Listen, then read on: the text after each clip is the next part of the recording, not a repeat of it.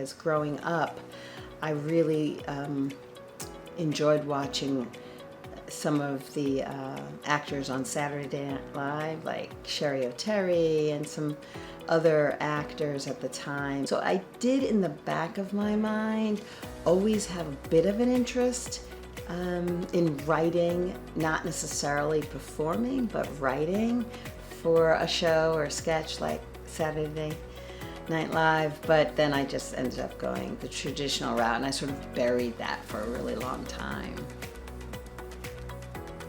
Yeah, I prepared for working in the corporate space, I would say. I have an MBA in business economics, so everything I was doing from an academic perspective prepared me to work within the walls, I should say, of any sort of corporate entity. And I did that for a really long time, like 30 years.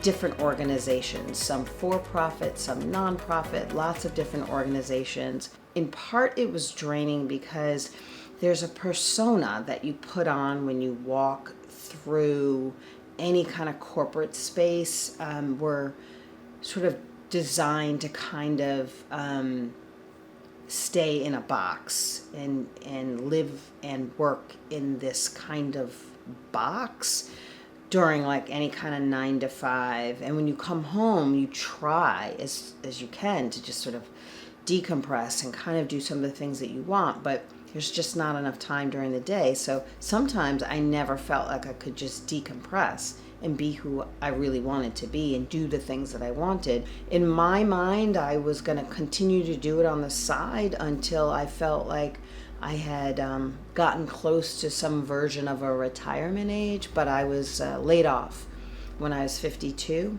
and I just decided I'm not going to go back into the world that I was in. And I've since then done everything creative. When I first came out the gate, I had so much that all of a sudden opened up. It was wild. I was on a billboard in Times Square, New York, just from some commercial work that I had done. I never expected that. That was right out of the gate. There were some ups and downs. I went viral on a video, and going viral is a really strange experience. I was getting odd messages and hits and DMs and all kinds of strange things. I also have 2 daughters, and they need to see that if there's something that they want to do, that as long as they put the effort and the energy into it, that they can do it. And even if you hear a lot of no's, you can create your own path. And that's what I was willing to do. So if I had gotten too many no's, I was just gonna create my own path of yes. But again, I go back to family. Like I want to show my daughters and other family members, hey, you could do whatever you want. And so in terms of affirmations, I just say, you can do it. Well, they did it. And, you know, they're just another human like you. You can do it.